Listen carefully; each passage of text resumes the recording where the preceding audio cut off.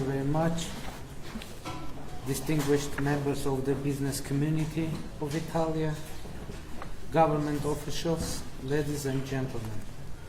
I'm delighted to be here today, and it is my privilege to address the distinguished members of the Italian business community. I thank you very much for organizing and hosting this very important event, and appreciate the opportunity to talk with you about Armenian economy and for developing Armenian-Italian ties. The Armenian-Italian relations have a century-old history. These relations were not limited by the economic benefits only, as they were always running parallel to the scientific and cultural, humanitarian contribution, collaboration, innovation, and technological exchange. We believe that today the two countries have significant cooperation in the economic, social, and humanitarian spheres. Trade and cooperation is a component of our relations. It is Armenia's second largest trade and economic partner among the EU countries. In the first 9 months of this year alone, trade between the two countries increased by about 14%. Let me inform you that only in the recent few weeks, Italian Sartis and Ceramista companies opened their manufacturing branches in Armenia. Just 15 days ago, Telecom Italia Sparkle signed a joint venture with the Armenian UCOM to provide internet services.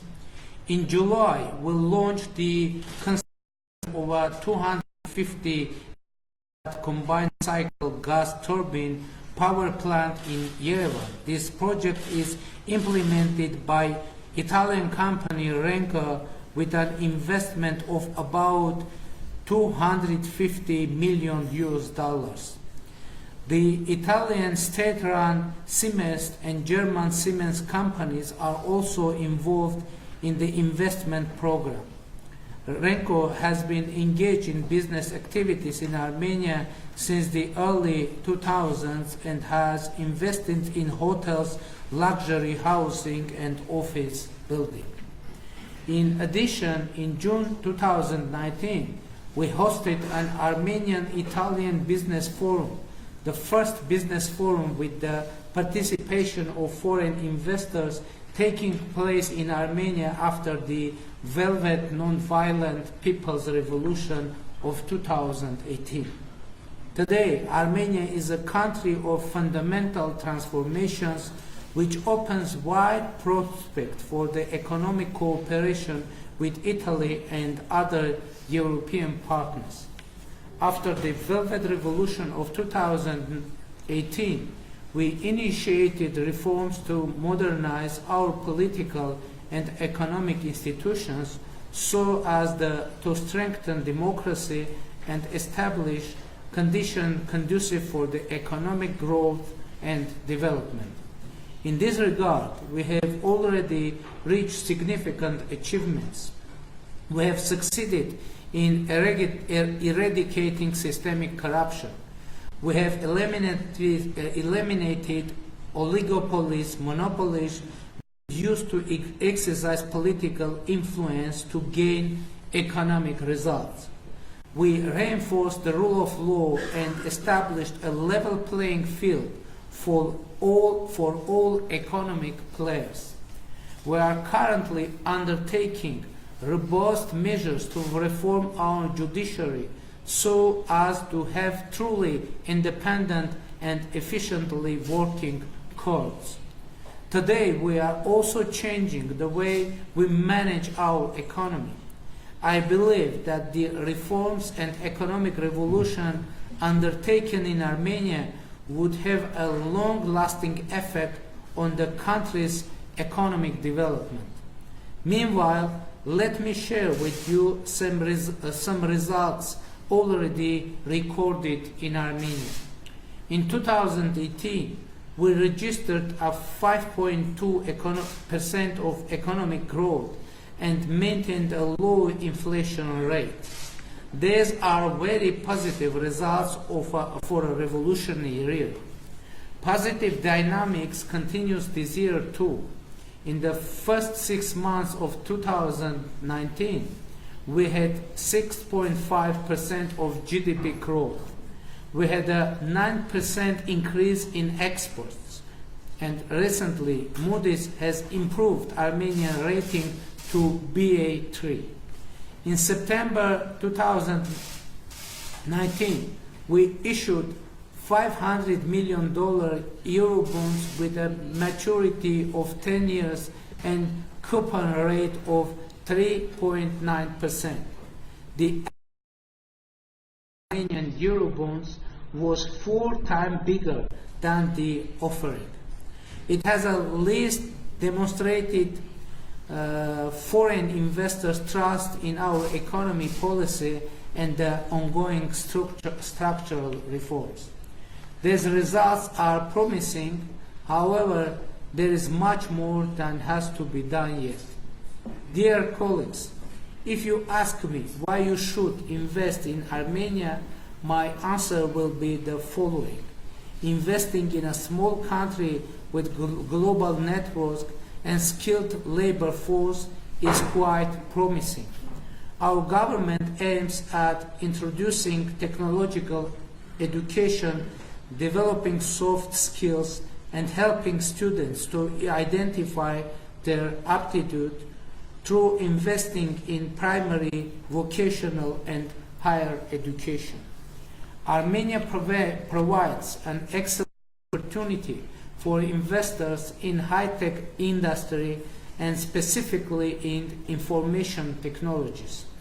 Armenia has the potential to become internet traffic hub for our wider region. Last month, we hosted the World Congress on Information Technologies, one of the largest and most prestigious ICT events in the world. Banking, tourism, agriculture, manufacturing, renewables, and textile are also attractive for foreign investment. It is a particular pleasure to inform you that recently Yerevan was included among Booking.com top trending destination for 2020. In addition, in 2019, Armenia has improved its position by 5 points in the Tourism Competitiveness Index presented by the World Economic Forum.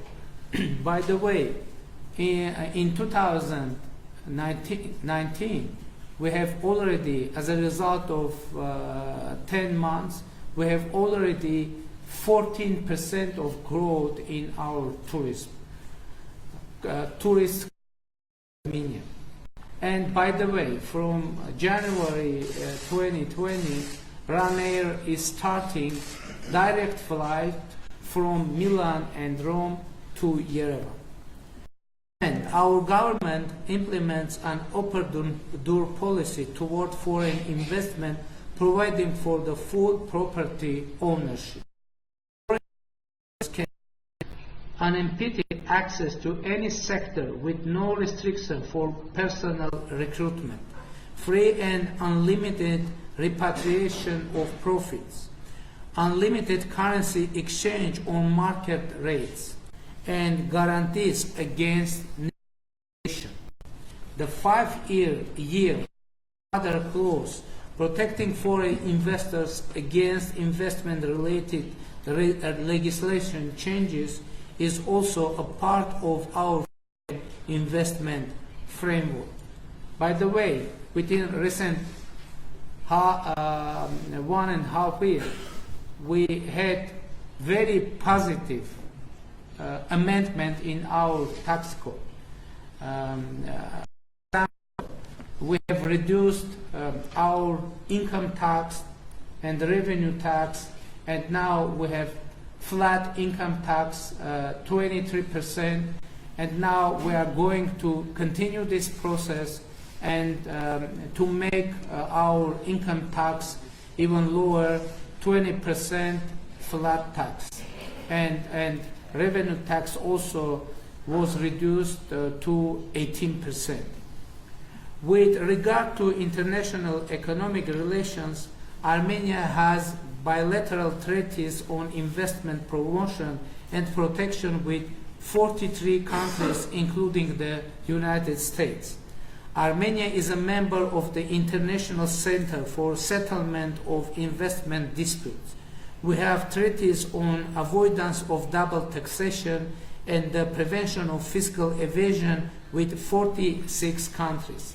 This means that the investors of contracting parties are granted a number of guarantees, in particular national treatment, protection from expropriation, free transfer of means, and full protection security. According to the World Bank, Armenia is ranked 47th among 190 countries at ease of doing business. By ease of starting business, Armenia is the 10th, and by registering a property is the 13th in the world. According to the Index of Economic Freedom, Armenia is the 47th in the world. And I could promise officially that in all those directions, the rates of Armenia will improving continuously, and I could guarantee that as a Prime Minister of Armenia. Dear friends, some may claim that Armenia has a small market. I would challenge such a point of view. Armenia has an unimpeded access to the market of the Eurasian Economic Union with about 180 million consumers. The Eurasian Economic Union has agreements with Singapore, Vietnam, Iran, and Serbia. FTAs are under the negotiation with India, Israel, and Egypt. An agreement of economic cooperation, facilitation, and investment between the Eurasian Economic Union and China was also signed last year. As you know, Armenia is member of Eurasian Economic Union, and now we are chair country in Eurasian Economic Union. But also, Armenian producers benefit from GSP Plus preferential treatment with the European Union and GSP with the United States and some other countries. Armenia is deepening cooperation with the European Union through the comprehensive and enhanced partnership agreement. With the United States, we have a trade and investment framework agreement which provides strategic framework and principles for dialogue on trade and investment issues. Dear friends, in a relatively short time, we have managed to transform Armenia into a country with equal opportunities for all, providing incentives for businesses and startups and making our country a better investment destination. My call and my message today is to join our efforts to build new Armenia, unite our strength to make Armenia competitive and attractive to live. Thank you very much for your attention.